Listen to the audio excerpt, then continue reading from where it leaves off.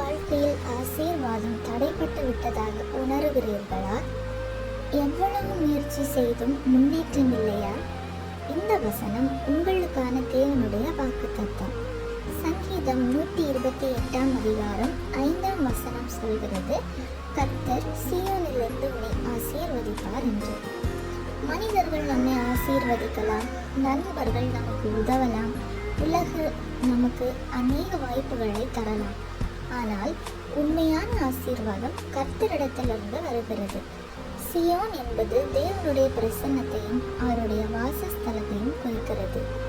தேவனுடைய பிரசன்னத்தை தேடுகிறவர்கள் அவருடைய ஆசீர்வாதத்தையும் அனுபவிப்பார்கள். நாம் ஆசீர்வாதத்தை தேடுவதை விட ஆசீர்வாதத்தின் மூலமான தேவனை தேட வேண்டும். ஏனெனில் தேவன் ஒரு கதவை திறந்தால் யாராலும் அதை அடைக்க முடியாது.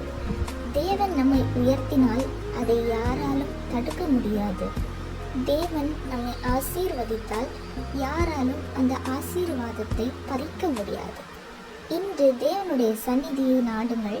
சியோனிலிருந்து வரும் ஆசீர்வாதம் உங்கள் வாழ்க்கையை மாற்றும். இந்த வார்த்தையின் மூலம் கர்த்தர் உங்களை ஆசீர்வதிப்பாராக. ஆமென்.